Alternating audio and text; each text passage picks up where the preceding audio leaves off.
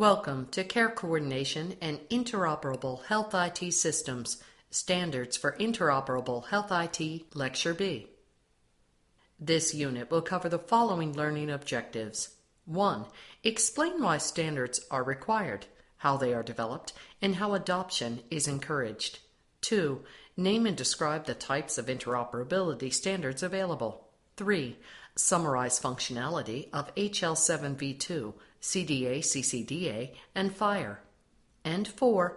Recognize HL7 V2 messages, CDA documents, and FHIR resources. This lecture will give a survey of standards for healthcare interoperability. There are several types of healthcare interoperability standards. There are lower-level standards, and these might not necessarily be healthcare specific. There are the healthcare content interoperability standards, terminology standards, and then there are implementation guides and profiles. Lower-level standards are standards that are necessary to ensure interoperability, but not with the actual healthcare content. It is lower level in the sense like the wires that you need to connect in a network. These are referred to the Open System Interconnect models 1 to 6, which are at the lower levels. Also, it is important for the security of the data being transmitted. The actual content is not of consideration. Some standards that are in this space include EBXML, XML, REST, UML, SOAP, TCP/IP, ATNA, SSL, and OAuth2. These are many acronyms, and communication standards are beyond the scope of this unit, but you can go to Component 9 to learn about networking and how lower-level standards are commonly employed. Our focus here is on the application layer, where interoperability implies that the system understands and can use the information at that application level. However, we will briefly mention two lower-level standards developed specifically for healthcare interoperability on the next two slides. One example of a lower-level standard specifically developed for healthcare interoperability is the NWIN standards. NWIN stands for the Nationwide Health Information Network, and there are sets of specifications that were created by this organization. They created two main specifications. One set called Connect, and the other set was called Direct. Originally, the Nationwide Health Information Network, NWIN, was called NHIN. You will often hear about NWIN Connect and NHIN Direct because that was its previous name. We often called it NHIN Direct. Connect was the first specification that was created. It was created to provide an underlying framework to support health information exchange across the country. Originally, it was ideal to have specified standards that would allow anyone to plug into this nationwide network. A few years ago, Connect had ambitious goals to do this, and several organizations are participating. Connect is now managed by an organization called the Sequoia Project, eHealth Exchange Initiative, and the link is provided here. However, it was identified that Connect was too complex for the initial use case of sending a summary of care document from one provider to another when a patient was referred or transitioned. A simpler solution called NHIN Direct came into the picture.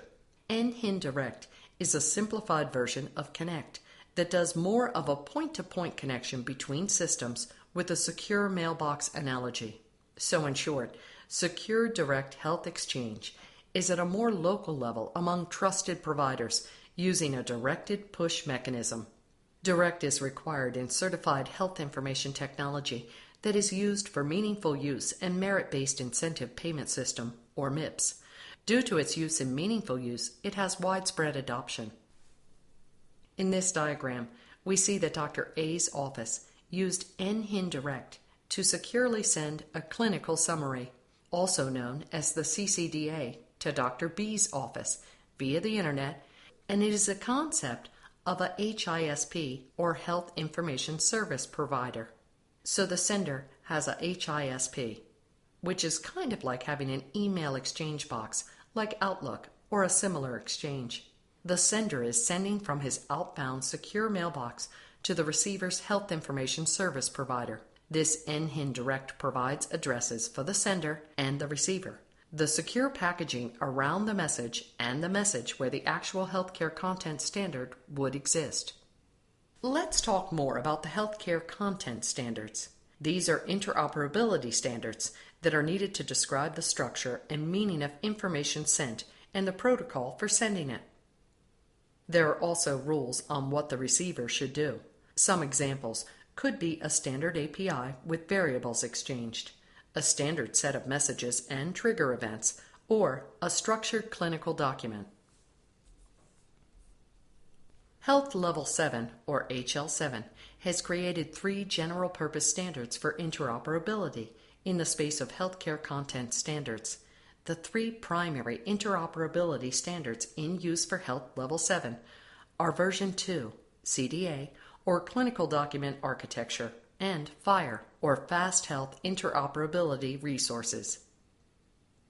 HL7 version 2 provides a way of communication all different types of healthcare information via formatted messages.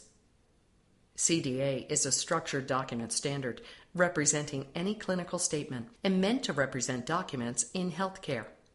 FHIR is an application programming interface, or API, that is used to query and update various types of healthcare resources. Due to the prevalence of these 3 standards in healthcare interoperability, these will be covered further in other lectures in this unit. DICOM, or Digital Imaging and Communication in Medicine, is the standard that is used to represent an image. It is developed by the American College of Radiology and the National Electrical Manufacturers Association. An image is a very important piece of information in healthcare. There are many types of diagnostic tests that produce images, like X-rays and CT scans. Images are often shared within an organization between the radiology information system and a picture archive system where the images are stored. Images can also be sent between organizations. However, due to their large size, a link into the source system is sometimes provided instead. When images are sent between systems, they are usually in the DICOM format. This picture shows a little bit of the standards layout. The National Council for Prescription Drug Programs, or NCPDP, publishes a standard called Script, which is a messaging standard for communicating electronic prescriptions, also known as e-prescribing. NCPDP Scripts provides a standard way to communicate new prescriptions, cancellations, refills, dispenses, and queries. Systems certified for ONC 2011 and ONC 2014 support new prescriptions. ONC 2015 certified systems support all of the functions. Here are examples of NCPDP script in 2 different formats. There is an EDI, or Electronic Data Interchange format. This is more of a legacy format. A more modern format is an XML format. Example messages are excerpted from the NIST test data for ONC 2014 certification for e-prescribing. Another information standard in healthcare is X12. X12 is important because it provides the standard messages for communication with health insurance companies. This is how it communicates claims and how it communicates authorizations, except for pharmacy. Here is a list of particular transactions or messages used for claims and authorizations. The 270 message is for eligibility coverage or benefit inquiry, and the 837 message is for healthcare claim. HIPAA requires that X12 be used when providers communicate with payers. Terminology standards are extremely important for achieving interoperable health IT. So while a content standard will tell you the different data fields that must be communicated, if any of those fields are coded, then knowing those coding systems and the value sets that can be used in those fields is extremely important. That is why terminology standards are so important in interoperability, especially when you try to reach any large scale. It is not ideal to negotiate and harmonize terminologies. If you use local value sets, there would be an exponential amount of harmonization work. Terminology standards can range from just a simple small value set with abbreviated representation to a complex terminology that includes synonyms and relationships. A great example of a complex terminology standard is SNOMED CT. SNOMED CT is one of the most sophisticated standard clinical terminologies used in healthcare. It includes concepts, synonyms, hierarchies of concepts, and relationship between concepts. In the picture, the SNOMED CT concept of common cold is represented. It names a name, an ID, and synonyms like, quote, head cold, end quote, and, quote, cold, end quote. It has defining relationships, which help to better explain its meaning and allows users to classify the concept. For example, an application could query for all the SNOMED CT concepts.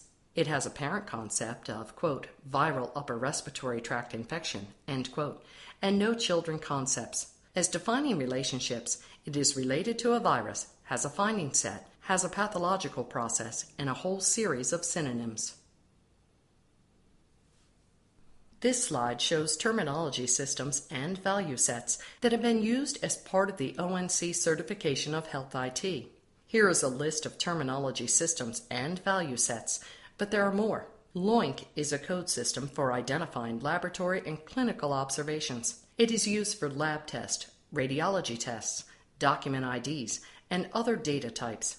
SNOMED CT is a rich clinical terminology that covers a lot of different terms. RX norm is a standardized nomenclature for clinical drugs. CVX is for administered vaccines. The Centers for Disease Control maintains race and ethnicity terminology. IS has several code sets, including ISO language codes. or Unified Code of Units of Measure provides terminology for units often used with result values. ICD-10 is what is being used right now in the United States for diagnoses. And then there are CPT procedure codes. The National Library of Medicine has a value set authority that helps manage value sets used in certified systems. This is not an exhaustive list. We just went through many kinds of standards, so let's recap. Lower-level standards are for interoperability at the application layer and for data security. The lower-level standards we discussed were NWIN Connect and NHIN Direct. A second type of standards is healthcare content standards, which describe the structure and meaning of information and the protocol for communicating it. The healthcare content standards we discussed were HL7 V2, HL7 CCDA, HL7 FHIR, DICOM, NCPDP, and X12. A third type of standards is terminology standards. Several common ones are SNOMED CT, LoINC, ICD-9, and ICD-10, RX norm, and CPT. Let's now move on to the topic of implementation guides or profiles. Standard implementation guides are important because standards are often not specified enough to allow interoperability without negotiation and implementation-specific code. The purpose of a standard implementation guide is to narrow variability by providing additional rules and constraint on top of the base standard specification. This is to solve a particular use case or to work in a particular jurisdiction. These implementation guides remove the optionality and variation and fill in the gaps that are often required to be filled when implementing standards. That means that less site-specific implementation work will be required. If an implementation guide is good enough and removes all variability and both the sending and receiving vendor fully comply to the guide, then their two products should be able to be connected together without having to implement custom translations between the systems. We call that plug-and-play interoperability.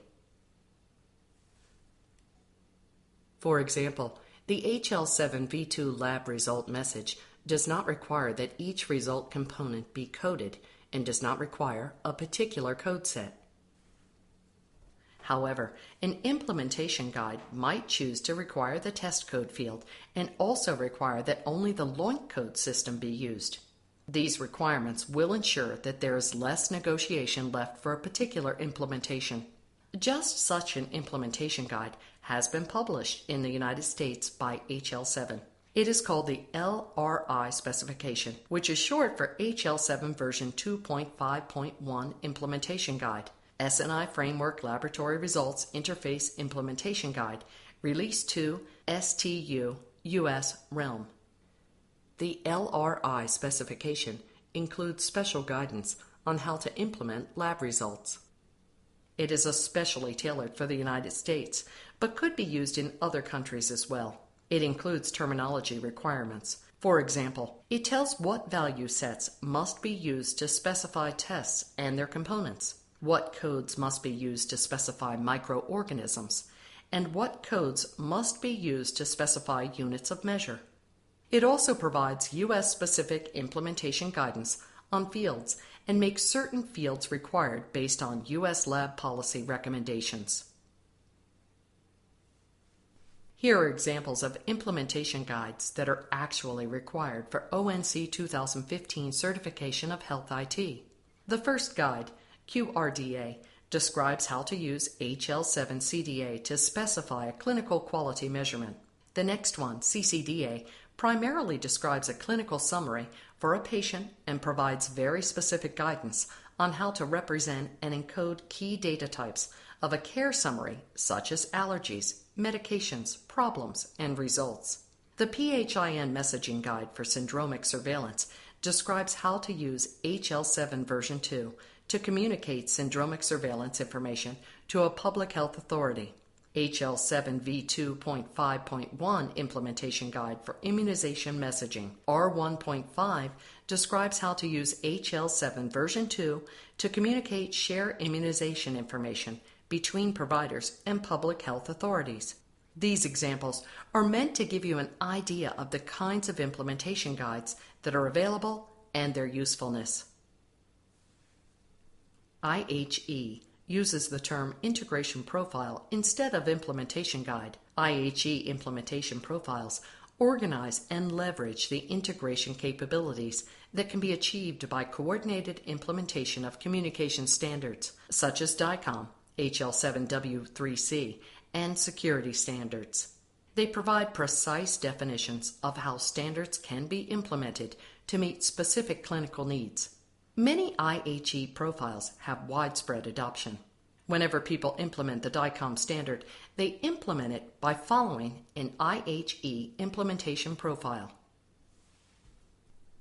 IHE profiles have been developed for numerous functional domains, including cardiology, dentistry, eye care, pathology, and laboratory medicine, patient care coordination, patient care devices, pharmacy, quality, research and public health, radiation oncology, and radiology.